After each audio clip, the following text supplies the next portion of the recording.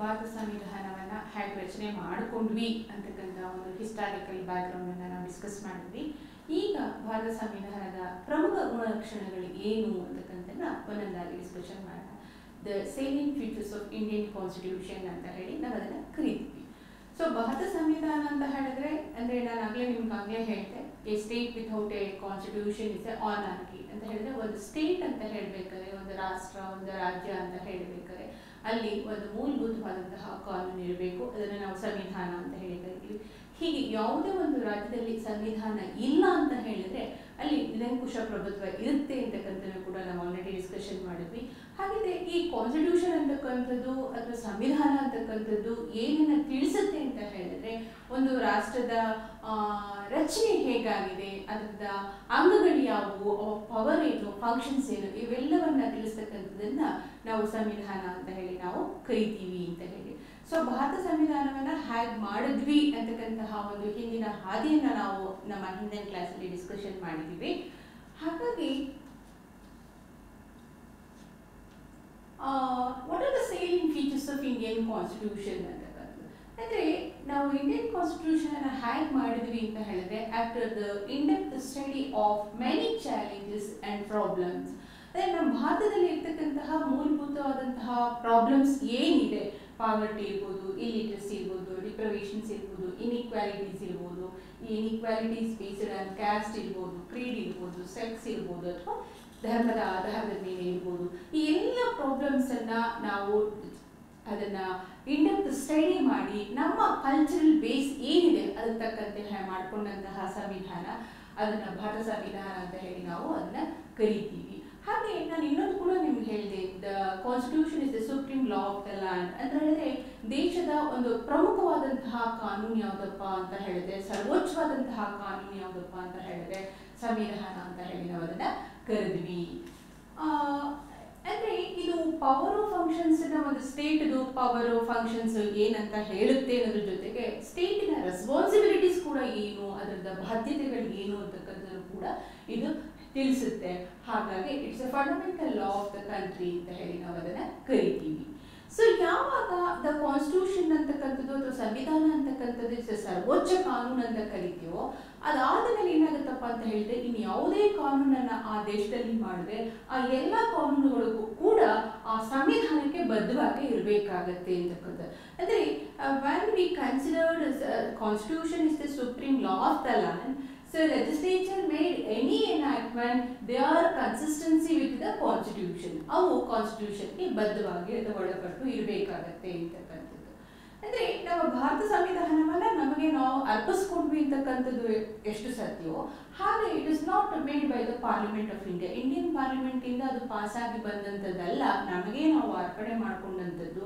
ಹಾಗಾಗಿ parliament cannot override the constitution. ಅಂದರೆ parliament ಅಥವಾ ಶಾಸಕಾಂಗ ಕಾನೂನುಗಳನ್ನು ಮಾಡಿಕೊಂಡು ಆ ಕಾನೂನು ಮುಖಾಂತರ ಸಂವಿಧಾನವನ್ನು ಓವರ್ ರೈಡ್ ಮಾಡಲಿಕ್ಕೆ ಸಾಧ್ಯ ಇಲ್ಲ ಅಂತಕ್ಕಂಥದ್ದು.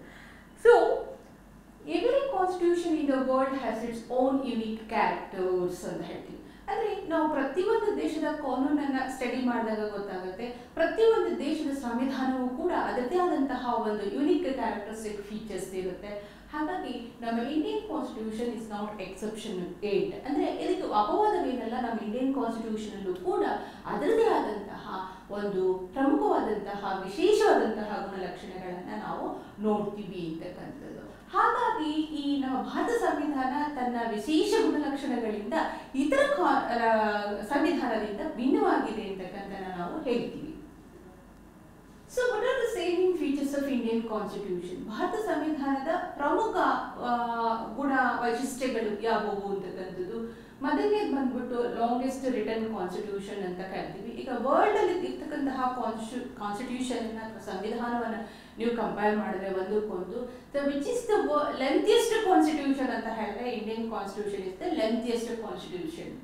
ಅಂದರೆ ನಮ್ಮ ಕಾನ್ಸ್ಟಿಟ್ಯೂಷನ್ ಇರ್ತಕ್ಕಂಥ ಪ್ರಿಯಾಂಬಲ್ ಕೂಡ ನಮ್ಮ ವೈಶಿಷ್ಟ್ಯ ಅಂತ ಹೇಳ್ತೀನಿ. ಅದು ಮುಂದೆ ಡಿಸ್ಕಷನ್ ಮಾಡಬೇಕಾದ್ರೆ ನಿಮಗೆ ಹಾಗೆ ಅದು ವೈಶಿಷ್ಟ್ಯವಾಗಿದೆ, ಯುನಿಕ್ ಆಗಿದೆ, ತನ್ನದೇ ಆದ ವಿಶಿಷ್ಟ ಗುಣಲಕ್ಷಣಗಳನ್ನು ಹೊಂದಿದೆ ಅಂತಕ್ಕಂಥದ್ದು ನೋಡೋಣ.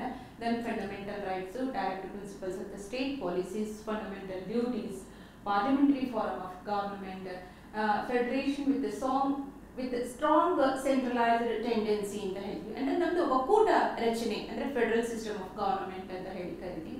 ಹಾಗೆ the unique blend of rigidity and flexibility, ನಮ್ಮ ಸಂವಿಧಾನಕ್ಕೆ ಒಂದು ರಿಜಿಡಿಟಿನೂ ಇದೆ ಹಾಗೆ ಫ್ಲೆಕ್ಸಿಬಿಲಿಟಿನೂ ಇದೆ. ನೋಡೋಣ ಅದೇನಂದ್ರೆ ಏನು ಅಂತಕ್ಕಂಥ ನಾವು ಒನ್ ಬೈ ಒನ್ ಡಿಸ್ಕಷನ್ ಮಾಡಬೇಕಾದ್ರೆ ಹೋಗೋಣ.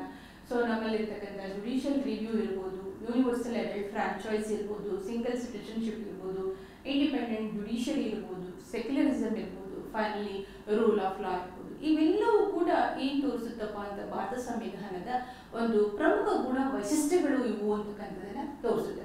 ಮೊದಲನೇದಾಗಿ ಲಾಂಗೆಸ್ಟ್ ರಿಟರ್ನ್ ಕಾನ್ಸ್ಟಿಟ್ಯೂಷನ್ ಅಂತ ಹೇಳಿದ್ರಲ್ಲ, ಏನಕ್ಕೆ ಇದು ಲಾಂಗೆಸ್ಟ್ ರಿಟರ್ನ್ ಕಾನ್ಸ್ಟಿಟ್ಯೂಷನ್ ಅಂತಕ್ಕಂಥ ಒನ್ ಬೈ ಒನ್ ನಾವು ರೀಸನ್ಸ್ ಕೊಟ್ಟು ಅದನ್ನ ಚರ್ಚೆ ಮಾಡ್ತಾ ಹೋಗೋಣ. ಸೊ ನೀವು ವರ್ಲ್ಡ್ ಇರ್ತಕ್ಕಂತಹ ಕಾನ್ಸ್ಟಿಟ್ಯೂಷನ್ ತೆಗೆದುಕೊಂಡ್ರೆ ಭಾರತ ಸಂವಿಧಾನ ಲೆಂಥಿಯೆಸ್ಟ್ ಕಾನ್ಸ್ಟಿಟ್ಯೂಷನ್ ಅಂತ ಹೇಳಿದೆ. ಹಾಗೆ ನಾವು ಕಂಪೇರ್ ಮಾಡ್ಲಿಕ್ಕೆ ಹೋದಾಗ USA Constitution has 7 articles, whereas in the Indian Constitution has at the time of commencement it consists of 395 articles, 22 parts and 8 schedules. ಅಂದ್ರೆ ನಮ್ಮ ಭಾರತ ಸಂವಿಧಾನ ನಾವು ಮಾಡಿದ್ರಲ್ಲ November 26, 1949 ಅಲ್ಲಿ, ಆ ಟೈಮಲ್ಲಿ ಒಟ್ಟು ಅನುಚ್ಛೇದಗಳು ಎಷ್ಟಿತ್ತಪ್ಪ ಅಂತ ಹೇಳಿದ್ರೆ 395 ಇತ್ತು, 22 ಭಾಗ ಇತ್ತು, 8 ಶೆಡ್ಯೂಲ್ಸ್ ಇತ್ತು. ಆದರೆ ಇವತ್ತಿನ ದಿವಸ ಆಫ್ಟರ್ ಮೆನಿ ಅಮೆಂಡ್ಮೆಂಟ್ಸ್ 106 ಅಮೆಂಡ್ಮೆಂಟ್ಸ್ ಆಗಿದೆ, 448 ಆರ್ಟಿಕಲ್ಸ್ ಇದೆ, ಅದು 25 ಭಾಗಗಳಾಗಿ ಡಿವೈಡ್ ಆಗಿದೆ, ಮತ್ತೆ 12 ಶೆಡ್ಯೂಲ್ಸ್ ಅನ್ನು ನಾವು ಇವತ್ತಿನ ದಿವಸ ನಮ್ಮ ಇಂಡಿಯನ್ ಕಾನ್ಸ್ಟಿಟ್ಯೂಷನ್ ಅಲ್ಲಿ ಹೊಂದಿದ್ದೀವಿ ಅಂತಕ್ಕಂಥದ್ದು. ಅಂದರೆ ವರಾಸ್ USA ಕಾನ್ಸ್ಟಿಟ್ಯೂಷನ್ ತೆಗೆದುಕೊಂಡ್ರೆ ನಮಗೆ ಗೊತ್ತಾಗುತ್ತೆ it consists of only 7 articles ಅಂತಕ್ಕಂಥದ್ದು. ಸೊ ಇಷ್ಟು ಆರ್ಟಿಕಲ್ಸ್ ಅನ್ನ ಹೊಂದಿರತಕ್ಕಂತಹ, ಇಷ್ಟು ಭಾಗಗಳನ್ನ ಹೊಂದಿರತಕ್ಕಂಥ ಅನುಚ್ಛೇದನ ಸಂವಿಧಾನವನ್ನು ನಾವು ನೋಡಿದಾಗ so it can we can easily say that it is a world lengthiest constitution ಅಂತ ಹೇಳಿ. ಯಾಕೆ, ವಾಟ್ ಆರ್ ದ ರೀಸನ್ಸ್, ಏನಕ್ಕೆ ಇದು ಇಂತಹ ಒಂದು ಬಲ್ಕಿಯಾದಂತಹ ಲೆಂಥಿಯಾದಂತಹ ಸಂವಿಧಾನ ಆಯಿತು ಅಂತಕ್ಕಂಥದ್ದು. ಮೊದಲನೇದಾಗಿ we followed British parliamentary form of government, ಹೌದಲ್ವಾ, ವಿತ್ ಬೈಕ್ಯಾಮರಲ್ ಲೆಜಿಸ್ಲೇಚರ್ ಅಂತ ಹೇಳಿದ್ರೆ ಅಪ್ಪರ್ ಹೌಸ್, ಲೋಯರ್ ಹೌಸ್ ಇದನ್ನ ನಾವು ಫಾಲೋ ಮಾಡ್ಕೊಂಡಿದೀವಿ, ಪಾರ್ಲಿಮೆಂಟರಿ ಫಾರ್ಮ್ ಆಫ್ ಗವರ್ನಮೆಂಟ್ ಅನ್ನ ಇಟ್ಕೊಂಡಿದೀವಿ. ಓಕೆ, ದೆನ್ ನಾವು ಇಂಡಿಯನ್ ಕಾನ್ಸ್ಟಿಟ್ಯೂಷನ್ ತೆಗೆದು ನೋಡಿದಾಗ set of fundamental rights are embedded under part 3 of Indian constitution ಅಂತ ಹೇಳ್ತೀವಿ. ಅಂದ್ರೆ ಫಂಡಮೆಂಟಲ್ ರೈಟ್ಸ್ ಎಲ್ಲ ನಾವು ಬೇರೆ ಕಡೆ ನೋಡಲ್ಲ, ಭಾರತ ಸಂವಿಧಾನದಲ್ಲೇ ನೋಡ್ತೀವಿ. ಸೊ ಅದಕ್ಕೆ ಸಿಮಿಲರ್ ಆಗಿ bill of rights United States of United federal constitution ಅನ್ನು ನೋಡಿದಾಗ ನಮ್ಗೆ ಗೊತ್ತಾಗುತ್ತೆ ಅಲ್ಲಿ ಬಿಲ್ ಆಫ್ ರೈಟ್ಸ್ ಅಂತ ಹೇಳಿ ಕಾನ್ಸ್ಟಿಟ್ಯೂಷನ್ ಒಳಗೆ ಹೇಳಿಲ್ಲ, ಅವರು ಸೆಪರೇಟ್ ಒಂದು ಅದು ಎನಾಕ್ಟ್ಮೆಂಟ್ ಆಗಿದೆ, that is called bill of rights ಅಂತ ಹೇಳಿ. ಅಲ್ಲಿ ಏನು ಬಿಲ್ ಆಫ್ ರೈಟ್ಸ್ ಕೆಳಗಡೆ ಲಿಸ್ಟ್ ಆಫ್ ರೈಟ್ಸ್ ಅನ್ನ ಕೊಟ್ಟಿದ್ದಾನೆ, ಆ ಎಲ್ಲ ರೈಟ್ಸ್ ಅನ್ನ ನಾವೆಲ್ಲಿ ಹಾಕೊಂಡಿದೀವಪ್ಪ ಅಂತ ಹೇಳಿದ್ರೆ ಇಂಡಿಯನ್ ಕಾನ್ಸ್ಟಿಟ್ಯೂಷನ್ ಒಳಗಡೆನೆ ಪಾರ್ಟ್ 3 ಅಲ್ಲಿ ಹಾಕೊಂಡಿದೀವಿ. That's why our constitution is a very bulky ಅಂತ ಹೇಳ್ತೀವಿ. ಅದ್ರ ಜೊತೆಗೆ ಆ directive principles of the state policy Irish constitution ಇರ್ತಕ್ಕಂಥದ್ದು ಸಿಮಿಲರ್ ಆಗಿರ್ತಕ್ಕಂಥದ್ದನ್ನ ನಾವು ಇಲ್ಲಿ ಹಾಕೊಂಡಿದೀವಿ. ಒಂದು ಫಂಡಮೆಂಟಲ್ ರೈಟ್ಸ್ ಇದೆ, ಇನ್ನೊಂದು directive principles of the states ಇದೆ, ಮತ್ತೊಂದು ಬೈಕ್ಯಾಮರಲ್ ಸಿಸ್ಟಮ್ ಆಫ್ ಗವರ್ನಮೆಂಟ್ ಅನ್ನ ನಾವು ಹಾಕೊಂಡಿದೀವಿ ಅಂತಕ್ಕಂಥದ್ದು. ಅದ್ರ ಜೊತೆ ಏನಪ್ಪಾ ಅಂತ ಹೇಳಿದ್ರೆ ಸೆಂಟ್ರಲ್ ಮತ್ತೆ ಸ್ಟೇಟ್ ಗವರ್ನಮೆಂಟ್ ನಡುವೆ ಲೆಜಿಸ್ಲೇಟಿವ್ ಪವರ್ನ ನಾವು ಡಿವೈಡ್ ಮಾಡ್ಕೊಂಡಿದ್ದೀವಿ. ಅಂದರೆ ಸೆಂಟ್ರಲ್ಗೆ ಇಷ್ಟು, ಸ್ಟೇಟ್ಗೆ ಇಷ್ಟು ಅಂತ ಹೇಳಿ ಅದನ್ನು ಹೇಗೆ ಡಿವೈಡ್ ಮಾಡ್ಕೊಂಡಿದ್ದೀವಪ್ಪ ಅಂತ ಹೇಳಿದ್ರೆ ಒಂದು ಯೂನಿಯನ್ ಲಿಸ್ಟ್ ಅಂತ ಕರಿತೀವಿ, ಸ್ಟೇಟ್ ಲಿಸ್ಟ್ ಅಂತ ಕರಿತೀವಿ, ಮತ್ತೊಂದು ಕನ್ಕರೆಂಟ್ ಲಿಸ್ಟ್ ಅಂತ ಹೇಳಿ ನಾವು ಕರಿತೀವಿ. ಸೊ ಇದ್ರ ಜೊತೆಗೆ ಒಂದು ರೆಸಿಡಿಯಲ್ ಪವರ್ಸ್ ಅಂತ ಕೂಡ ಇರುತ್ತೆ. ಅಂದರೆ ಈ 3 ಲಿಸ್ಟಲ್ಲಿ ಇಲ್ಲದೆ ಇರತಕ್ಕಂತಹ ಮ್ಯಾಟರ್ನ ರೆಸಿಡಿಯಲ್ ಪವರ್ಸ್ ಅಂತ ಹೇಳಿ ಕರಿತೀವಿ. ಅದಕ್ಕೆ ಸಂಬಂಧಪಟ್ಟ ಹಾಗೆ ಸೆಂಟ್ರಲ್ ಗವರ್ನಮೆಂಟ್ ಕಾನೂನನ್ನ ಮಾಡ್ತಾ ಹೋಗುತ್ತೆ.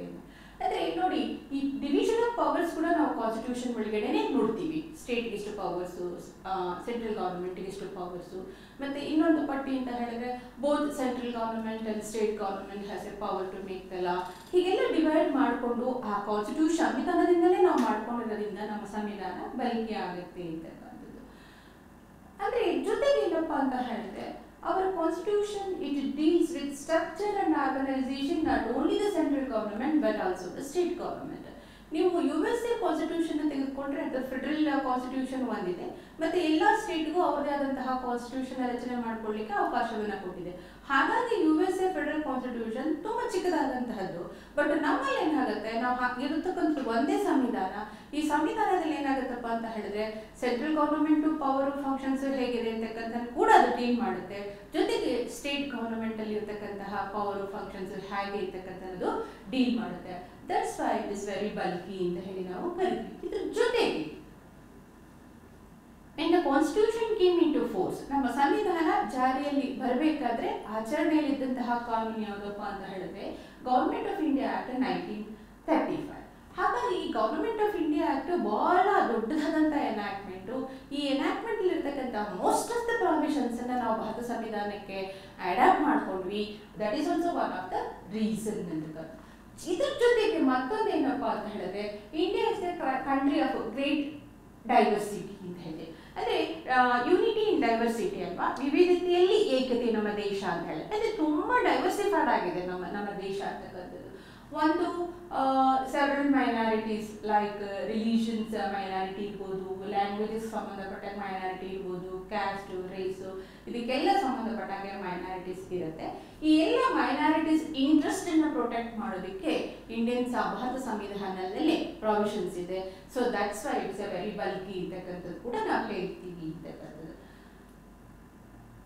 ಜೊತೆಗೆ ಸಿಟಿಸನ್ಶಿಪ್ ಅನ್ನ ಡಿಟೈಲ್ಡ್ ಆಗಿ ಭಾರತ ಸಂವಿಧಾನದಲ್ಲೇ ಹೇಳ್ತೀವಿ. ಹಾಗೆ ಸಿಟಿಸನ್ಶಿಪ್ ಅಂತಕ್ಕಂಥದ್ದೇನು ಅಂತ ಹೇಳಿದ್ರೆ, ಹೇಗೆ ತಂದೆ ಇಂಡಿಯನ್ ಆಗಿದ್ರೆ ಅಥವಾ ತಾಯಿ ಇಂಡಿಯನ್ ಆಗಿದ್ರೆ ಇಬ್ರು ಇದ್ರೆ ಅಥವಾ ವಾಸಸ್ಥಾನ ಇದ್ರೆ, ಇದೆಲ್ಲ ಡಿಟೈಲ್ಡ್ ಆಗಿ ಇಂಡಿಯನ್ ಭಾರತ ಸಂವಿಧಾನದಲ್ಲೇ ಸಿಟಿಸನ್ಶಿಪ್ ಅನ್ನ ಪಡ್ಕೊಳ್ಳೋ ರೀತಿ ಅಂತಕ್ಕಂಥ. ಸಿಟಿಸನ್ಶಿಪ್ ಅಂದ್ರೆ ಏನು, ಬೈ ಬರ್ತ್ ಅಂದ್ರೆ ಏನು, ಅಕ್ವೈರ್ಡ್ ಅಂದ್ರೆ ಏನು, ಕಂಪ್ಲೀಟ್ ಆಗಿ ಡೀಟೇಲ್ಸ್ ಅದನ್ನ ಪ್ರೊಸೀಜರ್ ನಲ್ಲಿ ಕೊಡ್ತಾ ಹೋಗ್ತಾನೆ.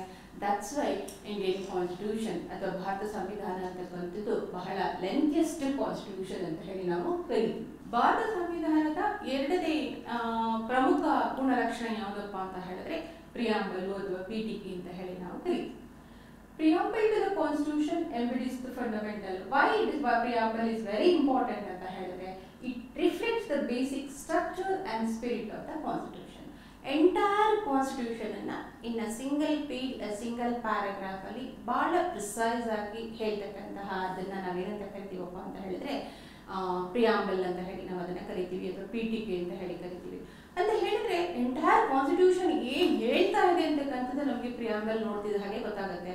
So it reflects the spirit and structure of the constitution ಅಂತ ಹೇಳಿ ನಾವು ಕರಿತೀವಿ. ಇದನ್ನ ಅಂದ್ರೆ ಏನಿದೆ ಪ್ರಿಯಾಂಬಲ್ ಒಳಗೆ ಅಂತ ಹೇಳಿದ್ರೆ, ಒಂದು ಫಂಡಮೆಂಟಲ್ ರೈಟ್ಸ್ ಅಂದ್ರೆ ಏನು, ಅದ್ರ ವ್ಯಾಲ್ಯೂ ಏನು, philosophy of the Indian constitution, and it describes the source, nature, ideology, goals and objective of the Indian Constitution. ಅಂದ್ರೆ ಪ್ರಿಯಾಂಬಲ್ ನೋಡ್ತಿದ್ದಾಗೆ ನಮಗೆ ಗೊತ್ತಾಗುತ್ತೆ what is the source for this constitution. ಈ ಕಾನ್ಸ್ಟಿಟ್ಯೂಷನ್ ಮಾಡಲಿಕ್ಕೆ ಏನ್ ಸೋರ್ಸ್ ಅಂತಕ್ಕಂಥದ್ದು, what are the ideologies of this constitution, what are the goals of the constitution, what are the objectives of the constitution.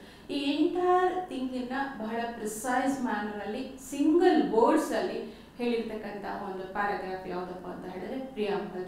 That's why our preamble is very important, it is very unique ಅಂತ ಹೇಳಿ ನಾವು ಅದನ್ನ ಕರಿತೀವಿ. ಈಗ ನಮ್ಮ ಭಾರತ ಅಂತಕ್ಕಂಥದ್ದು ಸಾವರಿನು, socialist, secular, democratic, republic ಅಂತ ಹೇಳಿ ಕರಿತೀವಿ. ಅದನ್ನ ಏನು ಹೇಳುತ್ತಪ್ಪ ಅಂತ ಹೇಳಿದ್ರೆ, ಒಂದು ಎಂಟೈರ್ ಕಾನ್ಸ್ಟಿಟ್ಯೂಷನ್ ಅನ್ನು ನೋಡಿದಾಗ ನಮ್ಗೆ ಓದಿದಾಗ ಗೊತ್ತಾಗುತ್ತೆ we are democratic country, republic country, socialistic country. But single paragraph of preamble ಅಲ್ಲೇ ನಮಗೆ ಗೊತ್ತಾಗುತ್ತೆ they are very declared it's A sovereign, socialist, secular, democratic, republic country ಇದೆ. ಅದ್ರ ಜೊತೆಗೆ ಆಬ್ಜೆಕ್ಟಿವ್ಸ್ ಆಫ್ ದ ಕಾನ್ಸ್ಟಿಟ್ಯೂಷನ್ ಯಾವುದಪ್ಪ ಅಂತ ಹೇಳಿದ್ರೆ, ಒಂದು social justice, economic justice, political justice as well as the fraternity. ಅಂದ್ರೆ ನಮ್ಮ ಆಬ್ಜೆಕ್ಟಿವ್, ಭಾರತ ಸಂವಿಧಾನದ ಆಬ್ಜೆಕ್ಟಿವ್ ಏನಪ್ಪ, ಪ್ರಮುಖವಾದಂತಹ ಉದ್ದೇಶ ಏನಪ್ಪ ಅಂತ ಹೇಳಿದ್ರೆ, what we are going to achieve ಅಂತ ಹೇಳಿದ್ರೆ, ಒಂದು ಸೋಷಿಯಲ್ ಜಸ್ಟಿಸ್ನ ರೀಚ್ ಮಾಡಬೇಕು, ಎಕನಾಮಿಕ್ ಜಸ್ಟಿಸ್ನ ರೀಚ್ ಮಾಡಬೇಕು, ದೆನ್ ಪೊಲಿಟಿಕಲ್ ಜಸ್ಟಿಸ್ನ ರೀಚ್ ಮಾಡಬೇಕು, ಜೊತೆಗೆ ಫ್ರಾಟರ್ನಿಟಿ, ಭಾತೃತ್ವವನ್ನು ಕೂಡ ನಾವು ಹೊಂದಬೇಕು ಅಂತಕ್ಕಂಥ. ಇದ್ರ ಜೊತೆಗೆ the preamble emphasises the dignity of the individual and integrity, unity of the nation. Unity and integrity ಅಂತ ಹೇಳಿದ್ರೆ ಏಕತೆಯಿಂದ ಸಮಗ್ರತೆ ಅಂತ ಹೇಳಿ ನಾವು ಕರಿತೀವಿ. ಅಂದ್ರೆ ಒಂದು ದೇಶದ ಏಕತೆ ಮತ್ತು ಸಮಗ್ರತೆ ಇರಬೇಕು, ಜೊತೆಗೆ ಡಿಗ್ನಿಟಿ ಆಫ್ ದ ಇಂಡಿವಿಜುವಲ್ ಅಂತ ಹೇಳ್ತಾರೆ. ಅಂದ್ರೆ ಪ್ರತಿಯೊಬ್ಬ ವ್ಯಕ್ತಿಯು ಘನತೆಯುಕ್ತವಾಗಿ ಬದುಕೋದಕ್ಕೆ ಅವಕಾಶವನ್ನು ನೀಡ್ತಕ್ಕಂಥದ್ದು ಭಾರತ ಸಂವಿಧಾನ. ಹಾಗಾಗಿ ನೋಡಿ, ಭಾರತ ಸಂವಿಧಾನದ ಪ್ರಮುಖವಾದಂತಹ ಗುಣಲಕ್ಷಣಗಳು ಏನಿದೆ ಅದೆಲ್ಲವೂ ಕೂಡ ನಾವು ಪ್ರಿಯಾಂಬಲ್ ಅಲ್ಲೇ ನೋಡ್ತಾ ಹೋಗ್ತೀವಿ. ಸೊ ಅಂದ್ರೆ ನಾವು ಪ್ರಿಯಾಂಬಲ್ ನೋಡಿದಾಗ ಗೊತ್ತಾಗುತ್ತೆ ಅಂತ ಹೇಳಿದ್ರೆ what kind of a society we have ಅಂತ ಹೇಳಿ. ಅಂದ್ರೆ ನಮ್ಮಲ್ಲಿರ್ತಕ್ಕಂಥ ಭಾರತ ಸಂವಿಧಾನದ ಪ್ರಿಯಾಂಬಲ್ ನೋಡ್ತಿದ್ದ ಹಾಗೆ ಯಾವುದೋ ಹೊರ ದೇಶದವರು ನೋಡ್ತಿದ್ದ ಹಾಗೆ ಗೊತ್ತಾಗುತ್ತೆ. ಅವರು they need not to read entire the constitution, because ಅವರ ಕಾನ್ಸ್ಟಿಟ್ಯೂಷನ್ ಓದಕ್ಕೆ ನಮಗೆ ಸಂಹಾವ್ ಡಿಫಿಕಲ್ಟ್ ಅಂತ ಅನ್ಸುತ್ತೋ ಹಾಗೆ ಅವರಿಗೆ ಬೇರೆ ಕಾನ್ಸ್ಟಿಟ್ಯೂಷನ್ ನೋಡೋದಕ್ಕೆ ಡಿಫಿಕಲ್ಟ್ ಅಂತ ಅನ್ನಿಸ್ದಾಗ ಪ್ರಿಯಾಂಬಲ್ ನೋಡಿದ್ರೆ ಗೊತ್ತಾಗ್ಬಿಡುತ್ತೆ what kind of the society the Indians have ಅಂತ ಹೇಳಿ ಇದೆ ಇರ್ತಕ್ಕಂಥದ್ದು. At the same time, it serves as a channelizing tool for the interpretation of the constitution. ಅಂದ್ರೆ ಒಂದೊಮ್ಮೆ ಭಾರತ ಸಂವಿಧಾನವನ್ನ ಅರ್ಥಾನ್ವಯ ಮಾಡಬೇಕಾದ್ರೆ, ಏನಾದರೂ ಸಂದಿಗ್ಧತೆ ಉಂಟಾಗಿ ಭಾರತ ಸಂವಿಧಾನದ ಯಾವುದೇ ಅನುಚ್ಛೇದವನ್ನ ಅರ್ಥಾನ್ವಯ ಮಾಡಬೇಕಾದ್ರೆ ನಾವು ಕೆಲವು ಸರ್ತಿ ಪ್ರಿಯಾಂಬಲ್ ಅನ್ನ ಒಟ್ಟಿಗೆ ಓದ್ತೀವಿ. ಭಾರತ ಸಂವಿಧಾನದ ಆ ಅನುಚ್ಛೇದ ಯಾವುದು ಸಂದಿಗ್ಧತೆ ಇದೆ ಅನುಚ್ಛೇದ ಪ್ಲಸ್ ಪ್ರಿಯಾಂಬಲ್ನ ಒಟ್ಟಿಗೆ ಓದಿ ನಾವು ಅಲ್ಲಿರ್ತಕ್ಕಂತಹ ಸಂದಿಗ್ಧತೆಯನ್ನ ಕ್ಲಾರಿಫೈ ಮಾಡ್ಕೊಳ್ಳೋಕ್ಕೆ ಟ್ರೈ ಮಾಡ್ತೀವಿ. ಹಾಗಾಗಿ ನಾವೇನಂತ ಕರಿತೀವಪ್ಪ ಅಂತ ಹೇಳಿದ್ರೆ preamble is the serves as a channelizing tool for interpretation of the constitution ಅಂತ ಹೇಳ್ತಾರೆ. ನೋಡಿ, ಭಾರತ ಸಂವಿಧಾನದಲ್ಲಿ ಮೊದಲು ಓನ್ಲಿ ಸೋಷಿಯಲಿಸ್ಟ್ ಇತ್ತು, ಅದನ್ನ ತೆಗೆದ್ಬಿಟ್ಟು ಸೋಷಿಯಲಿಸ್ಟ್ ಅಂಡ್ ಸೆಕ್ಯುಲರ್ ಅಂತ ಹೇಳಿ 1976 ಅಲ್ಲಿ ಥ್ರೂ 42nd ಅಮೆಂಡ್ಮೆಂಟ್ ಮುಖಾಂತರ ಇನ್ಸರ್ಟ್ ಮಾಡ್ತೀವಿ. ನಾವು you have a word socialist and secular ಅಂತಕ್ಕಂಥದ್ದು. ಅದ್ರ ಜೊತೆಗೆ ಇನ್ನೊಂದು ಆ್ಯಡ್ ಏನಪ್ಪ ಮಾಡಿದ್ದು ಅಂತ ಹೇಳಿದ್ರೆ ಮೊದಲು ಯೂನಿಟಿ ಆಫ್ ಕಂಟ್ರಿ ಅಂತಿತ್ತು, ಆ ಯೂನಿಟಿ ಅನ್ನೋ ವರ್ಡನ್ನು ತೆಗೆದು unity and integrity of A nation ಅಂದರೆ ಏಕತೆ ಮತ್ತು ಸಮಗ್ರತೆ ಅಂತ ಹೇಳಿ ಈ ವರ್ಡನ್ನು ಹಾಕೊಂಡ್ವಿ ಅಂತಕ್ಕಂಥದ್ದು. ಜೊತೆಗೆ ಏನಪ್ಪಾ ಅಂತ ಹೇಳಿದ್ರೆ the significance of the preamble of Indian constitution lies in the words we the people of India ಅಂತಕ್ಕಂಥದ್ದು. ಅಂದ್ರೆ these words emphasizes that ultimately powers vested in the hands of the people ಅಂತ ಹೇಳಿದ್ರೆ, ಅಂದ್ರೆ we the people of India ಅಂತ word start ಆಗತ್ತಲ್ಲ, ಅದನ್ನ ನೋಡಿದಾಗ ನಮಗೆ ಗೊತ್ತಾಗುತ್ತೆ ಅಂದ್ರೆ ಈ ದೇಶದ ಪವರ್ ಎಲ್ಲಿ ಅಲ್ಟಿಮೇಟ್ ಆಗಿ ಸ್ಟಾರ್ಟ್ ಆಗುತ್ತೆ ಅಥವಾ ಎಲ್ಲಿ ಅಲ್ಟಿಮೇಟ್ ಆಗಿ ಎಂಡ್ ಆಗುತ್ತೆ ಅಂತ ಹೇಳಿದ್ರೆ ಇಟ್ ಪೀಪಲ್ ಅಂತ ಹೇಳಿದ್ರೆ. ಸೊ ಸಾವರಿಟಿ ಅಂತಕ್ಕಂಥದ್ದು lies it the people, so not in anywhere. Bharat ಸಾರ್ವಭೌಮತ್ವ ಕಂಟ್ರಿ ಅಂತ ನಾವು ಏನ್ ಕರಿತೀವಿ, ಸಾರ್ವಭೌಮತ್ವ ದೇಶ ಅಂತ ಏನು ಕರಿತೀವಿ, ಈ ಸಾರ್ವಭೌಮತ್ವ ಅಂತಕ್ಕಂಥದ್ದು ಸಾವರಿಟಿ ಅಂತ ಇರ್ತಕ್ಕಂಥದ್ದು ultimately lies with the people. ನೋಡಿ, ಇಷ್ಟನ್ನು ಕೂಡ ಎಂಟೈರ್ ಪ್ರಿಯಾಂಬಲ್ ಅಲ್ಲೇ ನಾವು ಹೇಳ್ತಾ ಇದ್ದೀವಿ ಅಂತ ಹೇಳಿದ್ರೆ ಇಟ್ಸ್ ವೆರಿ ಯೂನಿಕ್ ಕ್ಯಾರೆಕ್ಟರ್ ಅಂತಕ್ಕಂಥದ್ದು ನಮಗೆ ಗೊತ್ತಾಗುತ್ತೆ. ಇದ್ರ ಜೊತೆಗೆ the objectives of the Indian constitution ಕೂಡ ಪ್ರಿಯಾಂಬಲ್ ಅಲ್ಲಿ ಹೇಳ್ತಾ ಹೋಗುತ್ತೆ. ಏನು ಇಂಡಿಯನ್ ಕಾನ್ಸ್ಟಿಟ್ಯೂಷನ್ ಆಬ್ಜೆಕ್ಟಿವ್ ಅಂತ ಹೇಳಿದ್ರೆ ಒಂದು ಈಕ್ವಾಲಿಟಿ, ಜಸ್ಟಿಸ್, ಫ್ಯಾಟರ್ನಿಟಿ, ಲಿಬರ್ಟಿ. ಇದು ನಮ್ಮ ಭಾರತ ಸಂವಿಧಾನದ ಮೂಲ ಉದ್ದೇಶ. ಒಂದು ಈಕ್ವಾಲಿಟಿ ಅಂತ ಹೇಳಿದ್ರೆ equal opportunity for one and all, ಎಲ್ರಿಗೂ ಕೂಡ ಒಂದೇ ರೀತಿಯಾದಂತಹ ಅವಕಾಶಗಳು, ಈಕ್ವಲ್ ಸಮವಾದಂತಹ ಅವಕಾಶವನ್ನ ನೀಡ್ತಕ್ಕಂಥದ್ದು ಅಂತಕ್ಕಂಥದ್ದು ಮೊದಲಿದ್ದು. ಜಸ್ಟಿಸ್ ಅಂತ ಹೇಳಿದ್ರೆ it is not only the political justice, economic justice, it is finally ends with social justice ಅಂತ ಹೇಳ್ತೀವಿ. ಅಂತ ಹೇಳಿದ್ರೆ ಸೋಷಿಯಲ್ ಜಸ್ಟಿಸ್ನ ನಾವು ಅಚೀವ್ ಮಾಡಬೇಕು, that is an object of Indian constitution. Fraternity, ಭ್ರಾತೃತ್ವ, the aim of maintaining the integrity and strength of the country along with the individual dignity. ಅಂತ ಹೇಳಿದ್ರೆ ಒಂದು ಕಂಟ್ರಿ ವೆರಿ ಸ್ಟ್ರಾಂಗ್ ಆಗಿದೆ ಅಂತ ಹೇಳಿದ್ರೆ ಅಲ್ಲಿರ್ತಕ್ಕಂತಹ ವ್ಯಕ್ತಿಗಳ ನಡುವೆ ಒಂದು ಸೋದರತ್ವ ಮನೋಭಾವ ಇರಬೇಕು ಅಂತಕ್ಕಂಥದ್ದು. ಜೊತೆಗೆ dignity of N every individual, ಯಾಕಂತ ಹೇಳಿದ್ರೆ ಡಿಗ್ನಿಟಿ ಆಫ್ ಎವರಿ ಇಂಡಿವಿಜುವಲ್ ನ ಎನ್ಶೋರ್ ಮಾಡಲಿಲ್ಲ ಅಂತ ಹೇಳಿದ್ರೆ ಭ್ರಾತೃತ್ವ ಅಂತಕ್ಕಂಥದ್ದು ತಾನಾಗಿ ಹೊಟ್ಟೋಗ್ಬಿಡುತ್ತೆ. ಯಾಕಂತ ಹೇಳಿದ್ರೆ ಈಗ ನನಗೆ ಡಿಗ್ನಿಟಿ ಆಫ್ ಲೇಬರ್ನ ಕೊಡುತ್ತೆ, ಕನ್ಸಿಡರ್ ಮಾಡುತ್ತೆ. ಇನ್ಯಾರು ಸೋಷಿಯಲ್ ಸ್ಟೇಟಸ್ ಅಲ್ಲಿ ಕಡಿಮೆ ಇರೋರಿಗೆ ಡಿಗ್ನಿಟಿ ಆಫ್ ಲೈಫ್ ಕಡಿಮೆ ಆಗುತ್ತೆ ಅಂತ ಹೇಳಿದ್ರೆ ನಾವು ಈಕ್ವಾಲಿಟಿಯನ್ನು ಅಚೀವ್ ಮಾಡಲಿಕ್ಕೆ ಸಾಧ್ಯ ಇಲ್ಲ. ಎಲ್ಲಿ ಆ ಥರ ತಾರತಮ್ಯ ಉಂಟಾಗುತ್ತೋ ಅಲ್ಲಿ ನಾವು ಏಕತೆ ಮತ್ತು ಸಮಗ್ರತೆಯನ್ನು ನೋಡಲಿಕ್ಕೆ ಸಾಧ್ಯ ಇಲ್ಲ. ಹಾಗಾಗಿ ಈ ಭ್ರಾತೃತ್ವ ಅಂತಕ್ಕಂಥದ್ದು ಬೆಳವಣಿಗೆ ಆಗಬೇಕು ಅಂತ ಹೇಳಿದ್ರೆ ಏನಿರಬೇಕಪ್ಪ ಅಂತ ಹೇಳಿದ್ರೆ ಡಿಗ್ನಿಟಿ ಆಫ್ ಇಂಡಿವಿಜುವಾಲಿಟಿ ಇರಬೇಕು, ಪ್ರತಿಯೊಬ್ಬರಿಗೂ ಘನತೆಯುಕ್ತವಾಗಿ ಬದುಕತಕ್ಕಂಥ ಅವಕಾಶವನ್ನ ನೀಡಬೇಕು. ಲಿಬರ್ಟಿ, ಸ್ವಾತಂತ್ರ್ಯ ಅಂತ ಹೇಳ್ತಾ ಇದ್ದೀವಿ. ಅಂದ್ರೆ Indian constitution assures every citizen of India has a freedom of speech, expression, religious independence ಅಂತ ಹೇಳಿದ್ರೆ ಅಂದ್ರೆ ಕೆಲವೊಂದು ಸ್ವಾತಂತ್ರ್ಯಗಳನ್ನು ಅಲ್ಲಿ ಸೆಟ್ ಆಫ್ ಫಂಡಮೆಂಟಲ್ ರೈಟ್ಸ್ ಅಲ್ಲಿ ಹೇಳುತ್ತೆ. ಸೊ ಯಾವೆಲ್ಲ ಸ್ವಾತಂತ್ರ್ಯಗಳು ಸಿಟಿಸನ್ಸ್ ಇದೆ, ಯಾವೆಲ್ಲ ಸ್ವಾತಂತ್ರ್ಯಗಳು ವ್ಯಕ್ತಿಗಳಿಗಿದೆ, ಅಂದ್ರೆ it includes citizens and as well as others ಅಂತ ಹೇಳಿ ಕರಿತೀವಿ. ಹಾಗಾಗಿ ಈ ಲಿಬರ್ಟಿ ಅಥವಾ ಸ್ವಾತಂತ್ರ್ಯಗಳು ಯಾವ್ಯಾವ ಇದೆ ಅಂತಕ್ಕಂಥದ್ದು. ಇದಕ್ಕೆ ಪ್ರಿಯಾಂಬಲ್ಗೆ ಸಂಬಂಧಪಟ್ಟ ಕೆಲವು ಕೇಸ್ಗಳನ್ನ ನಾವು ಹೇಳ್ತಾ ಹೋಗ್ತೀವಿ. ರೇ ಬೆರ್ಬೆರಿ ಕೇಸ್ ಅಂತ ಹೇಳಿ, it was the first case. ಈ ಕೇಸಲ್ಲಿ ಏನ್ ಹೇಳ್ತಾರಪ್ಪ ಅಂತ ಹೇಳಿದ್ರೆ, preamble was not a part of Indian constitution ಅಂತ ಹೇಳಿ. ಅದು ಹೇಳಲಿಕ್ಕೆ ಕಾರಣ ಏನಪ್ಪಾ ಅಂತ ಹೇಳಿದ್ರೆ, ಈ ಪ್ರಿಯಾಂಬಲ್ ಅಂತಕ್ಕಂಥದ್ದು ಯಾವುದೇ ಅನುಚ್ಛೇದದ ಅಡಿಯಲ್ಲಿ ಹೇಳಿಲ್ಲ, ಅದು ಸಪರೇಟ್ ಸೆಟ್ ಆಫ್ ಪ್ಯಾರಾಗ್ರಾಫ್. ಅದಾದ ಮೇಲೆ ಭಾರತ ಸಂವಿಧಾನದ ಅನುಚ್ಛೇದ 1, 2, 3 ಅಂತಕ್ಕಂಥದ್ದು ಶುರುವಾಗುತ್ತೆ. ಹಾಗಾಗಿ ಅವತ್ತಿನ ದಿವಸ ಅವ್ರಿಗೆ ಅನಿಸಿದ್ದೇನಪ್ಪ ಅಂತ ಹೇಳಿದ್ರೆ, preamble is not a part of Indian, ಅಂದ್ರೆ part of constitution, it's a aside, it's a separate, ಇದು ಸಪರೇಟ್ ಆಗಿರ್ತಕ್ಕಂಥ ಒಂದು ಪ್ಯಾರಾಗ್ರಾಫ್, ಇದಕ್ಕೂ Indian constitution it's a part ಅಂತ ಹೇಳಿ ಕನ್ಸಿಡರ್ ಮಾಡ್ಲಿಕ್ಕೆ ಆಗಲ್ಲ ಅಂತ ಹೇಳಿ. But later in Kesavananda Bharati cases ಅಲ್ಲಿ ಕೋರ್ಟ್ ಏನ್ ಹೇಳುತ್ತಪ್ಪ ಅಂತ ಹೇಳಿದ್ರೆ, constitution must be read in the light of the preamble, that's why preamble is a part of the. So in Kesavananda Bharati versus union of ಇಂಡಿಯಾದಲ್ಲಿ ಕೋರ್ಟ್ ಏನ್ ಹೇಳುತ್ತಪ್ಪ ಅಂತ ಹೇಳಿದ್ರೆ, preamble to be a part of Indian constitution, so constitution must be read along with the preamble. So constitution ಓದಬೇಕು ಅಂದ್ರೆ ನೀವು preamble ಜೊತೆ ಓದಿ. So preamble is the part of constitution ಅಂತ ಹೇಳ್ತಾರೆ. ಸೊ ಒಂದು ಭಾಗ, ಸಂವಿಧಾನದ ಭಾಗ ಅದು, it is not a separate ಅಂತಕ್ಕಂಥ. ಸೊ ಆಮೇಲೆ many cases, S R. Bommai case ಇರ್ಬೋದು, ಇಂದಿರಾ ಗಾಂಧಿ ವರ್ಸಸ್ ರಾಜನಾರಾಯಣ್ ಕೇಸ್ ಇರ್ಬೋದು, ಇದರಲ್ಲೆಲ್ಲವೂ ಕೂಡ ಪ್ರಿಯಾಂಬಲ್ ಅಂತಕ್ಕಂಥದ್ದು it is a part of Indian constitution ಅಂತಕ್ಕಂಥ ಹೇಳ್ತಾ ಹೋಗ್ತಾರೆ. ನೆಕ್ಸ್ಟ್ ಇಂದಿರಾ ಸಾರಿ ಕೇಸ್ ಬರುತ್ತೆ. ಅದ್ರಲ್ಲಿ ಏನ್ ಹೇಳ್ತಾರಪ್ಪ ಅಂತ ಹೇಳಿ, preamble to the constitution emphasises the principle of equality as a basic structure of our constitution. ಅಂದ್ರೆ equality is the basic structure. ನಾವು what are the basic structure of constitution ಅಂತ ಹೇಳಿ ನಾವು ಹೇಳಬೇಕಾದ್ರೆ, equality one of the most important basic structure, basic feature of Indian constitution ಅಂತ ಹೇಳಿ. ಈ equality ಬಗ್ಗೆ ಏನ್ ಹೇಳ್ತಾರಪ್ಪ ಅಂತ ಹೇಳಿದ್ರೆ, ಇಂಡಿಯನ್ ಕಾನ್ಸ್ಟಿಟ್ಯೂಷನ್ ಹೇಳೋದ್ರ ಜೊತೆಗೆ ಪೀಠಿಕೆಯಲ್ಲಿ ಕೂಡ, ಭಾರತ ಸಂವಿಧಾನದ ಪೀಠಿಕೆಯಲ್ಲಿ ಹೇಳ್ತಾರೆ. ಹಾಗಾಗಿ ಇದೆಲ್ಲವನ್ನು ನೋಡಿದಾಗ ನಮಗೆ ಗೊತ್ತಾಗುತ್ತೆ, ಪ್ರಿಯಾಂಬಲ್ ಅಂತಕ್ಕಂಥದ್ದು ಅಥವಾ ಭಾರತ ಸಂವಿಧಾನದ ಪೀಠಿಕೆ ಅಂತಕ್ಕಂಥದ್ದು it's a part of constitution ಅಥವಾ ಸಂವಿಧಾನದ ಒಂದು ಭಾಗ ಅಂತ ಹೇಳಿ. ಹಾಗೆ ಇನ್ನೊಂದು ಐ.ಆರ್. ಕೊಯ್ಲು ವರ್ಸಸ್ ಸ್ಟೇಟ್ ಆಫ್ ತಮಿಳುನಾಡು ಬರುತ್ತೆ. ಕೋರ್ಟ್ ಏನ್ ಹೇಳುತ್ತಪ್ಪ ಅಂತಂದ್ರೆ, ಸುಪ್ರೀಂ ಕೋರ್ಟ್ ಹೇಳಿದ್ರೆ, alter in any way the original preamble of the constitution is a violation of basic structure of Indian constitution ಅಂತ ಹೇಳಿದ್ರೆ, ನೀವು ಪ್ರಿಯಾಂಬಲ್ ಅನ್ನ ಒಂದೊಮ್ಮೆ ಯಾವ್ದಾದ್ರು ರೀತಿಯಲ್ಲಿ ನೀವು ಅದನ್ನ ಬದಲಾವಣೆ ಮಾಡಕ್ಕೆ ಹೊರಟ್ರಿ ಅಂತ ಹೇಳಿದ್ರೆ, ಅದು ಭಾರತ ಸಂವಿಧಾನದ ಮೂಲ ರಚನೆಯನ್ನ ತಿರುಚಿದಾಗುತ್ತೆ ಅಂತಕ್ಕಂಥದ್ದು. ಸೊ ಇದೆಲ್ಲವನ್ನ ಏನ್ ತೋರಿಸುತ್ತಪ್ಪ ಈ ಎಲ್ಲಾ ಕೋರ್ಟು ಡಿಸಿಷನ್ ನೋಡಿದಾಗ ನಮ್ಗೆ ಏನ್ ಗೊತ್ತಾಗುತ್ತಪ್ಪ ಅಂತ ಹೇಳಿದ್ರೆ, ಭಾರತ ಸಂವಿಧಾನದ ಪೀಠಿಕೆ ಅಂತಕ್ಕಂಥದ್ದು ಭಾರತ ಸಂವಿಧಾನದ ಒಂದು ಭಾಗ ಅಂತಕ್ಕಂಥದ್ದು ನಮಗೆ ಗೊತ್ತಾಗುತ್ತೆ. ಅದಾದ್ಮೇಲೆ ಬರ್ತಕ್ಕಂಥದ್ದು third, the special feature are the unique character of Indian constitution ಅಂತ ಹೇಳಿದ್ರೆ ಫಂಡಮೆಂಟಲ್ ರೈಟ್ಸ್ ಅಂತ ಹೇಳಿ ಕರಿತೀವಿ. ಇದು ಕೂಡ ಭಾರತ ಸಂವಿಧಾನದ ಒಂದು ಪ್ರಮುಖ ವೈಶಿಷ್ಟ್ಯ ಅಥವಾ ಗುಣಲಕ್ಷಣ ಅಂತ ಹೇಳಿ ಕರಿತೀವಿ.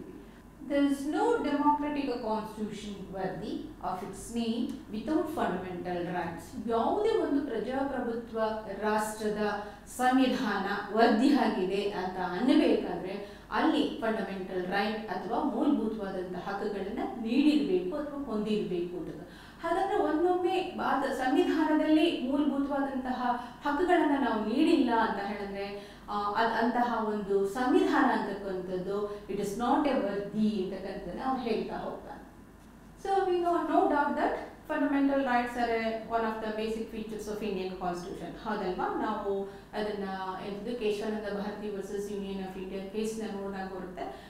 ಏನು what are the basic features of Indian constitution ಅಂತ ಹೇಳಿದ್ರೆ, ಭಾರತ ಸಂವಿಧಾನದ ಪ್ರಮುಖ ಗುಣಲಕ್ಷಣಗಳು ಯಾವ್ಯಾವುದು ಅಂತಕ್ಕಂಥ ನೋಡ್ಬೇಕಾದ್ರೆ, the fundamental rights also the basic features ಅಂತಕ್ಕಂಥದ್ದು ನಮ್ಗೆ ಗೊತ್ತಾಗುತ್ತೆ. ಸೊ ಈ ಫಂಡಮೆಂಟಲ್ ರೈಟ್ಸ್ ಏನಾಗುತ್ತಪ್ಪ ಅಂತ ಹೇಳಿದ್ರೆ, ಇದನ್ನ ನಾವು ಸೆಟ್ ಆಗಿ ಡಿವೈಡ್ ಮಾಡ್ಕೊಂಡಿದ್ದೀವಿ. ಒಂದು ಆರ್ಟಿಕಲ್ 12 ಇಂದ 35 ಇರ್ತಕ್ಕಂತಹ ಎಲ್ಲ ರೈಟ್ಸ್ ಕೂಡ ಫಂಡಮೆಂಟಲ್ ರೈಟ್ಸ್. ಅವುಗಳನ್ನ ನಾವು ಒಂದು ಸೆಟ್ ಆಗಿ ಅಂತ ಹೇಳಿದ್ರೆ, ಫಂಡಮೆಂಟಲ್ ಲಿಬರ್ಟೀಸ್ ಯಾವುದು, ರೈಟ್ ಆಫ್ ಎಕ್ಸ್ಪ್ಲಾಯ್ಟೇಷನ್ ಯಾವುದು, ರೈಟ್ ಎಗೇನ್ಸ್ಟ್ ಎಕ್ಸ್ಪ್ಲಾಯ್ಟೇಷನ್ ಅಂದ್ರೆ ಯಾವ್ಯಾವುದು, ಹೀಗೆ ಸೆಟ್ ಆಫ್ ರೈಟ್ಸ್ ಅನ್ನ ಮಾಡ್ಕೊಂಡಿದ್ದೀವಿ. and these fundamental rights are given to the individuals and as well as citizens. ಈ ಫಂಡಮೆಂಟಲ್ ರೈಟ್ಸ್ ಅಥವಾ ಮೂಲಭೂತವಾದಂತಹ ಹಕ್ಕುಗಳನ್ನು ಯಾರು ಕೊಟ್ಟಿದೆಯಪ್ಪ ಈ ಸಂವಿಧಾನ ಅಂತ ಹೇಳಿದ್ರೆ ತನ್ನ ಪ್ರಜೆಗಳಿಗೆ ಆ ಹಕ್ಕುಗಳನ್ನು ನೀಡಿದೆ. ಯಾವಾಗ ಬರೀ ಹಕ್ಕು ಕೊಟ್ಬಿಟ್ರೆ ಸಾಕಾಗೋದಿಲ್ಲ, ಯಾಕಂತ ಹೇಳಿದ್ರೆ state has an authority to intervene ಅಲ್ವಾ. ಅದು ಸ್ಟೇಟ್ಗೆ ಒಂದು ಡೊಮಿನಿಯನ್ ಸ್ಟೇಟಸ್ ಇರೋದ್ರಿಂದ ಅದು ಒಂದು ರೀಸನಬಲ್ ಸಂದರ್ಭದಲ್ಲಿ ನಮ್ಮ ಹಕ್ಕುಗಳ ಮೇಲೆ ಒಂದು ಹಕ್ಕುಗಳ ಜೊತೆ ಇಂಟರ್ವೀನ್ ಆಗ್ತಕ್ಕಂಥ ಅಥವಾ ಮಧ್ಯಪ್ರವೇಶ ಮಾಡ್ತಕ್ಕಂತಹ ಕೆಲವು ಸಂದರ್ಭಗಳು ಅರೈಸ್ ಆಗ್ಬಿಡುತ್ತೆ.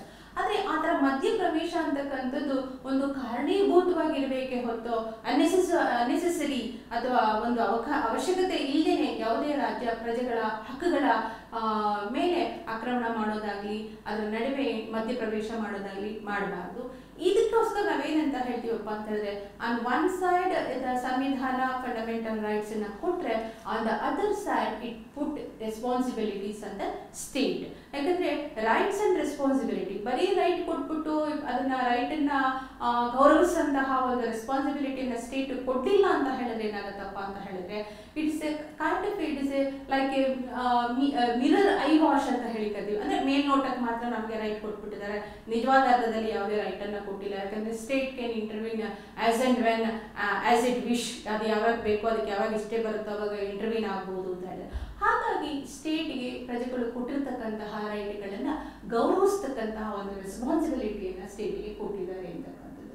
ಸೊ ಒನ್ ಥಿಂಗ್ ನಮಗೆ ಗೊತ್ತಾಗುತ್ತೆ, ಒಂದೊಮ್ಮೆ ಸ್ಟೇಟ್ ಇರ್ಬೋದು ಅಥವಾ ಇತರ ಯಾವುದೇ ವ್ಯಕ್ತಿ. So these fundamental rights are guaranteed rights ಅಂತ. What does it mean guaranteed? ಖಾತರಿಪಡಿಸಲಾದಂತಹ ಹಕ್ಕುಗಳು ಅಂತ ಅಂದ್ರೆ ಏನ ಅರ್ಥ ಅಂತ ಹೇಳಿದ್ರೆ it guaranteed against the state ಅಂತ ಹೇಳಿದ್ರೆ state cannot intervene the fundamental rights of an individual. ಅಂದ್ರೆ ಈ ಇಂಡಿಯನ್ ಕಾನ್ಸ್ಟಿಟ್ಯೂಷನ್ ಅಥವಾ ಭಾರತ ಸಂವಿಧಾನವನ್ನ ನೀವು ತೆಗೆದು ನೋಡಿದಾಗ ಆರ್ಟಿಕಲ್ 12 to 35 ಏನೆಲ್ಲ ಫಂಡಮೆಂಟಲ್ ರೈಟ್ಸ್ ಅನ್ನ ಅದು ಕೊಟ್ಟಿದೆ, ಆ ಎಲ್ಲ ಫಂಡಮೆಂಟಲ್ ರೈಟ್ಸ್ ಸಂಬಂಧ ಸ್ಟೇಟ್ ಯಾವುದೇ ರೀತಿ ಇಂಟರ್ವೀನ್ ಆಗ್ಲಿಕ್ಕೆ ಸಾಧ್ಯ ಇಲ್ಲ. These fundamental rights are guaranteed rights ಅಂತ ಹೇಳ್ತೀವಿ. ಅಂದ್ರೆ ಗ್ಯಾರಂಟಿಡ್ ಎಗೇನ್ಸ್ಟ್ ಹೂಮ್ ಅಂತ ಹೇಳಿದ್ರೆ ಎಗೇನ್ಸ್ಟ್ ದ ಸ್ಟೇಟ್. ಈ ಫಂಡಮೆಂಟಲ್ ರೈಟ್ಸ್ ಅನ್ನ ಭಾರತ ಸಂವಿಧಾನ ತನ್ನ ಪ್ರಜೆಗಳಿಗೆ ಕೊಟ್ಟಿದೆ. ಯಾರು ವಿರುದ್ಧ ಕೊಟ್ಟಿದೆ ಅಂತ ಹೇಳಿದ್ರೆ ಸ್ಟೇಟ್ ಅಂತ ಹೇಳಿದ್ರೆ state cannot intervene without reasons. ಅಂದ್ರೆ ಸಂವಿಧಾನದಲ್ಲೇ ಹೇಳಿದಂತಹ ಸಂದರ್ಭವನ್ನು ಹೊರತುಪಡಿಸಿ ಬೇರೆ ಸಂದರ್ಭದಲ್ಲಿ ಈ ರಾಜ್ಯ ಪ್ರಜೆಗಳ ಸ್ವಾತಂತ್ರ್ಯಕ್ಕೆ ಧಕ್ಕೆ ತರೋದಾಗ್ಲಿ ಅಥವಾ ಪ್ರಜೆಗಳ ಹಕ್ಕುಗಳನ್ನ ಮೇಲೆ ಅತಿಕ್ರಮಣ ಮಾಡೋದಾಗ್ಲಿ ಮಾಡಲಿಕ್ಕೆ ಸಾಧ್ಯ ಇಲ್ಲ. If these rights are violated, suppose ಈ ಸಂದರ್ಭಗಳನ್ನು ಹೊರತುಪಡಿಸಿ ಅಂದ್ರೆ ಸಂವಿಧಾನವೇ ಒಂದು ನಿರ್ದಿಷ್ಟಪಡಿಸಿದಂತಹ ಸಂದರ್ಭಗಳನ್ನು ಹೊರತುಪಡಿಸಿ ಇನ್ಯಾವುದೇ ರೀತಿಯಲ್ಲಿ ಒಂದೊಮ್ಮೆ ಸ್ಟೇಟು ಈ ಫಂಡಮೆಂಟಲ್ ರೈಟ್ಸ್ ಅನ್ನು ವಯಲೇಟ್ ಮಾಡಿದ್ದೇ ಆಗಲಿ ಅಂತ ಸಂದರ್ಭದಲ್ಲಿ ಆನ್ ಇಂಡಿವಿಜುವಲ್ ಕ್ಯಾನ್ ಎನ್ಫೋರ್ಸ್ ತನ್ನ ಮೂಲಭೂತವಾದಂತಹ ಹಕ್ಕು ವಯಲೇಟ್ ಆಗಿದೆ ಅಂತ ಹೇಳಿ ಅದನ್ನ ಜಾರಿಗೊಳಿಸೋದಕ್ಕೆ ಅನುಷ್ಠಾನಗೊಳಿಸೋದಕ್ಕೆ he can approach the court directly either to the Supreme Court or High Court. Direct ಆಗಿ ಹೈಕೋರ್ಟ್ ಸುಪ್ರೀಂ ಕೋರ್ಟಿಗೆ ಅವರು ರಿಟರ್ನ್ ಹಾಕೊಳ್ಬೋದು. ಅಂದ್ರೆ ಹೇಳಿದ್ರೆ ಸ್ಟೇಟು ಆರ್ಟಿಕಲ್ 14 ವಯಲೇಟ್ ಮಾಡಿದೆ, 15 ಮಾಡಿದೆ, 17 ಮಾಡಿದೆ, 19 ಮಾಡಿದೆ, 21, 22 what ever it may be violate ಮಾಡಿದೆ ಈ ರಾಜ್ಯ ಅಂತ ಹೇಳಿ ಸುಪ್ರೀಂ ಕೋರ್ಟಿಗೆ ರಿಟ್ ಅರ್ಜಿಯನ್ನ ಸಲ್ಲಿಸಬಹುದು ಅಥವಾ ಹೈಕೋರ್ಟ್ಗಾದ್ರೂ ರಿಟ್ ಅರ್ಜಿಯನ್ನ ಸಲ್ಲಿಸಬಹುದು. It is left to his choice. ಯಾರ ಮೂಲಭೂತ ಹಕ್ಕು ವಯಲೇಟ್ ಆಗಿದೆಯೋ ಅವರ ಇಚ್ಛೆಗೆ ಬಿಟ್ಟಂತಹ ವಿಚಾರ. ಸುಪ್ರೀಂ ಕೋರ್ಟ್ಗೆ ಹೋಗೋದಿದ್ರೆ ಅವರು ಆರ್ಟಿಕಲ್ 32 ಕೆಳಗಡೆ ಹೋಗ್ತಾರೆ. Article 32 also A fundamental right. ನಿಮಗೆ ಆಲ್ರೆಡಿ ಗೊತ್ತಿರ್ಬೋದು 12 to 35 ವರೆಗೆ ಇರ್ತಕ್ಕಂಥದ್ದೆಲ್ಲ ಫಂಡಮೆಂಟಲ್ ರೈಟ್ಸ್ ಅಂತ ಹೇಳಿದೆ. ಹಾಗಾಗಿ ಅದರೊಳಗಡೆ ಬರ್ತಕ್ಕಂಥ ಅನುಚ್ಛೇದ 32 ಸುಪ್ರೀಂ ಕೋರ್ಟ್ಗೆ ಮೂವ್ ಆಗ್ತಕ್ಕಂಥದ್ದು ಕೂಡ it's my fundamental right provided my other fundamental rights should be violated. ಯಾವಾಗ ಮೂವ್ ಆನ್ ಆಗ್ತೀರಾ ಸುಪ್ರೀಂ ಕೋರ್ಟ್ಗೆ ಅಂತ ಹೇಳಿದ್ರೆ ನನ್ನ ಇತರ ಫಂಡಮೆಂಟಲ್ ರೈಟ್ ವಯಲೇಟ್ ಆದಾಗ ಅದನ್ನು ಅನುಷ್ಠಾನಗೊಳಿಸೋದಕ್ಕೆ ಸುಪ್ರೀಂ ಕೋರ್ಟ್ಗೆ ನಾನು ಮೂವ್ ಆನ್ ಆಗೋದು ಕೂಡ ನನ್ನ ಫಂಡಮೆಂಟಲ್ ರೈಟ್. ಹಾಗಾಗಿ supreme court has to entertain the writ petition. ಇಲ್ಲ ನೀವು 32 ಕೆಳಗಡೆ ಫಸ್ಟೇ ಬಂದ್ಬಿಡ್ಬೇಡಿ, ನಿಮಗೆ 226 ಕೆಳಗಡೆ ಅವಕಾಶ ಇದೆ, ಮೊದಲು ಹೈಕೋರ್ಟ್ಗೆ ಹೋಗ್ಬಿಟ್ಟು ಆನಂತರ ಸುಪ್ರೀಂ ಕೋರ್ಟ್ಗೆ ಬನ್ನಿ ಅಂತ ಹೇಳಿ ನಮ್ಮನ್ನು ವಾಪಸ್ ಕಳಿಸಲಿಕ್ಕೆ ಸಾಧ್ಯ ಆಗೋದಿಲ್ಲ. ನನ್ನ ಯಾವುದೇ ಫಂಡಮೆಂಟಲ್ ರೈಟ್ ವಯಲೇಟ್ ಆಗಿದೆ ಅಂತ ಹೇಳಿ ನಾನು 32 ಕೆಳಗಡೆ ಅರ್ಜಿಯನ್ನು ರಿಟ್ ಪಿಟಿಷನ್ ಹಾಕಿದಾಗ ಕೋರ್ಟ್ ಅದನ್ನು ಅಲೋ ಮಾಡಲೇಬೇಕಾಗತ್ತೆ. ಅದನ್ನು ಅದಾದಮೇಲೆ ಹಿಯರಿಂಗ್ ನಡೆಯೋದು ಮತ್ತು ಫೈನಲ್ ಜಡ್ಜ್ಮೆಂಟ್ ಬೆಳಗೋದು that is entirely different of the court procedure. ಏನು ನಾವು ಎವಿಡೆನ್ಸ್ನ ಕೊಡ್ತೀವಿ ಆ ಎವಿಡೆನ್ಸ್ ಮೇಲೆ ಆಧಾರದ ಮೇಲೆ ಅದು ಡಿಸೈಡನ್ನು ಮಾಡ್ತಾ ಹೋಗುತ್ತೆ. That is different story. ಆದರೆ ಒಂದು ನೀವು ಹೈಕೋರ್ಟ್ ಹೋಗ್ಬಿಟ್ಟು ಬನ್ನಿ ಅಂತ ಹೇಳಿ ನಮ್ಮನ್ನು ವಾಪಸ್ ಕಳಿಸ್ಲಿಕ್ಕೆ ಸಾಧ್ಯ ಇಲ್ಲ. Because it is the right to move the Supreme Court is also a my fundamental my ಅಂತ ಹೇಳಿದ್ರೆ ಎಲ್ಲ ಪ್ರಜೆಗಳ ಹಕ್ಕು, ಮೂಲಭೂತವಾದಂತಹ ಹಕ್ಕು ಅಂತಕ್ಕಂಥದ್ದು. ಸೊ ಒನ್ ಥಿಂಗ್ ನಮ್ಗೆ ಗೊತ್ತಾಯಿತು, ಒಂದೊಮ್ಮೆ ಮೂಲಭೂತವಾದಂತಹ ಹಕ್ಕುಗಳು ವೈಲೇಟ್ ಆದಾಗ ಐದು ಸುಪ್ರೀಂ ಕೋರ್ಟ್ಗಾದರೂ ನಾವು ರಿಟ್ ಅರ್ಜಿಯನ್ನು ಸಲ್ಲಿಸ್ಬೋದು 32 ಕೆಳಗಡೆ, ಅಥವಾ ಆರ್ಟಿಕಲ್ 226 ಕೆಳಗಡೆ ಹೈಕೋರ್ಟ್ಗಾದರೂ ನಾವು ಯಾವ ಸ್ಟೇಟಲ್ಲಿ ಇದ್ದೀವಿ ಆ ಹೈಕೋರ್ಟ್ಗೆ ಆದರೂ ನಾವು ರಿಟ್ ಅರ್ಜಿಯನ್ನು ಸಲ್ಲಿಸಬಹುದು ಅಂತಕ್ಕಂಥದ್ದು. ಸೊ ದೀಸ್ ಫಂಡಮೆಂಟಲ್, ನಿಮಗೆಲ್ಲೋ ಒಂದು ಪ್ರಶ್ನೆ ಉದ್ಭವ ಆಗಬಹುದು, ಏನಂತ ಹಾಗಾದರೆ ಎಲ್ಲ ಫಂಡಮೆಂಟಲ್ ರೈಟ್ಸ್ ಅಬ್ಸಲ್ಯೂಟ ಧರ್ಮವಾಗಿ ಕೊಟ್ಟಿರ್ತಕ್ಕಂಥದ್ದು, ನಮ್ಮ ಫಂಡಮೆಂಟಲ್ ರೈಟ್ಸ್ ಮೇಲೆ ಯಾವುದೇ ರೀತಿಯಾದಂತಹ ನಿಯಂತ್ರಣ ಕಂಟ್ರೋಲ್ ಇಲ್ವಾ, ನಮಗೆ ಅಪರಿಮಿತವಾದಂತಹ ರೈಟ್ ಅಂತ ಹೇಳಿದ್ರೂ ಹಾಗಂತ ಅಂದ್ಕೊಳ್ಳಿಕ್ಕಾಗೋದಿಲ್ಲ. These fundamental rights are qualified rights, they are not absolute, that means they are subjected to reasonable restrictions. ಅಂದರೆ ನಮಗೆ ಒನ್ ಹ್ಯಾಂಡಲ್ಲಿ ಫಂಡಮೆಂಟಲ್ ರೈಟ್ಸನ್ನು ಕೊಡುತ್ತೆ, ಇನ್ನೊಂದು ಹ್ಯಾಂಡಲ್ಲಿ ಸ್ಟೇಟ್ ಯಾವ ಸಂದರ್ಭದಲ್ಲಿ ಇಂಟರ್ವ್ಯೂನ್ ಆಗ್ಬೋದು, ಯಾವ ರೀತಿ ಕಂಟ್ರೋಲ್ ನಿಯಂತ್ರಣವನ್ನು ಮಾಡಬಹುದು, ಯಾವ ಸಂದರ್ಭದಲ್ಲಿ ಒಬ್ಬ ವ್ಯಕ್ತಿಯ ಮೂಲಭೂತ ಹಕ್ಕುಗಳನ್ನು ನಿಯಂತ್ರಣಗೊಳಿಸ್ಬೋದು ಅಂತ ಹೇಳಿ ಅಲ್ಲೇ ಹೇಳಿದ್ದಾರೆ. ಭಾರತ ಸಂವಿಧಾನವನ್ನು ನಾವು ತೆಗೆದು ನೋಡಿದಾಗ ಗೊತ್ತಾಗುತ್ತೆ. ಹಾಗಾಗಿ these rights are not absolute, they are qualified rights ಅಂತ ಕರೀತೀವಿ. ಈ ಫಂಡಮೆಂಟಲ್ ರೈಟ್ಸ್ ಅನ್ನ ನೋಡಿದಾಗ ಗೊತ್ತಾಗುತ್ತೆ, some of the rights are given to entirely to the only to the citizens ಮಾತ್ರ ಕೊಟ್ಟಿದ್ದಾರೆ. ಆ ಫಂಡಮೆಂಟಲ್ ರೈಟ್ ಅನ್ನ ಏಲಿಯನ್ಸ್, ಹೊರಗಡೆ ದೇಶದವರು ಕೇಳಲಿಕ್ಕೆ ಸಾಧ್ಯ ಇಲ್ಲ. But some of the fundamental rights are given to the persons ಅಂತ ಹೇಳಿ ಕರಿತೀವಿ. ಅಂದರೆ ಎಲ್ಲ ವ್ಯಕ್ತಿಗಳಿಗೂ ಅನ್ವಯ ಆಗುತ್ತೆ. He may be citizen or may not be a citizen. ಆ ವ್ಯಕ್ತಿ ಇಲ್ಲಿಯ ನಾಗರಿಕನಾಗಿರಬಹುದು, ನಾಗರಿಕನಲ್ಲದೆ ಇರಬಹುದು. ಈಗ ರೈಟ್ ಟು ಲೈಫ್ ಅಂತ ಹೇಳಿ ಕರಿತೀವಿ. That is right to life is confirm to all persons, not only to the citizens ಅಲ್ವಾ. ಸೊ ಇದನ್ನ ನಾವು ಕ್ಯಾಟಗರಿ ವೈಸ್ ಅದನ್ನು ಡಿವೈಡ್ ಮಾಡ್ಕೊಳ್ತೀವಿ. ಹಾಗಂದ್ರೆ ರೈಟ್ ಟು ಈಕ್ವಾಲಿಟಿ ಅಂದಾಗ ಯಾವ್ಯಾವ ಆರ್ಟಿಕಲ್ಸ್ ಬರುತ್ತೆ ಅಂತ ಹೇಳಿದ್ರೆ, ಆರ್ಟಿಕಲ್ 14 to 18 ಏನೆಲ್ಲ ಬರುತ್ತೆ ಅದೆಲ್ಲ ಈಕ್ವಾಲಿಟಿ ಕ್ಲಾಸು. 19 to 22 ಏನೆಲ್ಲ ಬರುತ್ತೆ ಅದೆಲ್ಲ ರೈಟ್ ಟು ಫ್ರೀಡಮ್ ಅಂದರೆ ಸ್ವಾತಂತ್ರ್ಯದ ಹಕ್ಕು. ದೆನ್ ಆರ್ಟಿಕಲ್ 23, 24 ಏನು ಹೇಳುತ್ತಪ್ಪ ಅಂತ ಹೇಳಿದ್ರೆ, ರೈಟ್ ಎಗೇನ್ಸ್ಟ್ ಎಕ್ಸ್ಪ್ಲಾಯ್ಟೇಷನ್, ಅಂದರೆ ಯಾರು ಕೂಡ ನಮ್ಮನ್ನು ಎಕ್ಸ್ಪ್ಲಾಯ್ಟ್ ಮಾಡ್ಬೋದು. ಈಗ somebody try to exploit, I have a right against him ಅಂತ ಹೇಳಿದ್ರೆ it is fundamentally given to the citizens ಅಂತಕ್ಕಂಥದ್ದು. Then right to freedom of religion. So article 25 to 28 ಅಂತ ಹೇಳಿದ್ರೆ ನಮ್ಮ ಧರ್ಮವನ್ನು ಪಾಲನೆ ಮಾಡತಕ್ಕಂಥದ್ದು ಕೂಡ ನಮ್ಮ ಮೂಲಭೂತವಾದಂತಹ ಹಕ್ಕು.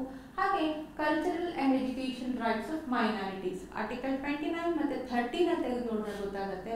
So either they may be culturally minorities or they may be educational religious minorities. ಅವ್ರಿಗೆ ಅವ್ರದ್ದೇ ಆದಂತಹ ಒಂದು ಸ್ಕ್ರಿಪ್ಟ್ ಇರ್ಬೋದು, ಭಾಷೆ ಇರ್ಬೋದು, ಇನ್ನೊಂದನ್ನು ಕಾಯ್ದುಕೊಳ್ಳಿಕ್ಕೆ ಅವರಿಗೆ ಹಕ್ಕಿರುತ್ತೆ. They are the cultural and educational rights of minorities ಅಂತ ಹೇಳ್ತೀವಿ. Then finally by 86th amendment ಮತ್ತೊಂದು ಫಂಡಮೆಂಟಲ್ ರೈಟನ್ನು ಆ್ಯಡ್ ಮಾಡಿದ್ದಾರೆ. ರೈಟ್ ಟು ಅದು ಯಾವುದಪ್ಪ ಅಂತ ಹೇಳಿದ್ರೆ ಆರ್ಟಿಕಲ್ 21A ಅಂತ ಹೇಳಿ ಕರಿತೀವಿ, ರೈಟ್ ಟು ಎಜುಕೇಷನ್ ಅಂತ. ಸೊ ರೈಟ್ ಟು ಎಜುಕೇಷನ್ ಅಂತಕ್ಕಂಥದ್ದು ಅರ್ಲಿಯರ್ ಇದು ಬರೀ direct principles of the state ಪಾಲಿಸಿಯಲ್ಲಿ ಮಾತ್ರ ಇತ್ತು. ಏನಪ್ಪ ಅಂತ ಹೇಳಿದ್ರೆ ಫ್ರಮ್ 6 to 14 years ಏಜ್ವರೆಗೆ ಫ್ರೀ ಆ್ಯಂಡ್ ಕಂಪಲ್ಸರಿ ಎಜುಕೇಷನ್ನ ಕೊಡಬೇಕು ಅಂತಕ್ಕಂಥದ್ದು it is the enshrined under the direct principles of the state policy. But ನಾವು ಆಫ್ಟರ್ ಅಮೆಂಡ್ಮೆಂಟನ್ನು ಮಾಡಿ ತಿದ್ದುಪಡಿಯನ್ನು ಮಾಡಿ ಈ ರೈಟ್ ಟು ಎಜುಕೇಷನ್ ಅಂತಕ್ಕಂಥದ್ದು ಅಂದರೆ 6 to 14 years free and compulsory education ಕೊಡೋದಿದೆಯಲ್ಲ, it's a fundamental right of every individual. ಅಂದರೆ ರೈಟ್ ನಾವು ಆ ಎಜುಕೇಷನ್ನ ಪಡ್ಕೊಳ್ತಕ್ಕಂಥದ್ದು ಕೂಡ ಮೂಲಭೂತವಾದಂಥ ಹಕ್ಕು ಅಂತ ಹೇಳಿ ಮಾಡಿದ್ದಾರೆ. ಇಟ್ ವಾಸ್ ಬೈ 86th ಅಮೆಂಡ್ಮೆಂಟಲ್ಲಿ ಇದನ್ನು ಆ್ಯಡ್ ಮಾಡಿದ್ದಾರೆ ಅಂತಕ್ಕಂಥದ್ದು ನಮಗೆ ಗೊತ್ತಿಲ್ಲ. ನೆಕ್ಸ್ಟ್ ಬರ್ತಕ್ಕಂತಹ concept direct principles of the state policy, ರಾಜ್ಯ ನಿರ್ದೇಶಕ ತತ್ವಗಳು ಅಂತ ಹೇಳಿ. That is part 4th of a constitution ಅಡಿಯಲ್ಲಿ ಬರ್ತಕ್ಕಂಥದ್ದು. I will take in the next class. ಅದನ್ನು ನೆಕ್ಸ್ಟ್ ಕ್ಲಾಸಲ್ಲಿ ಡಿಸ್ಕಷನ್ ಮಾಡೋಣ. Okay, thank you.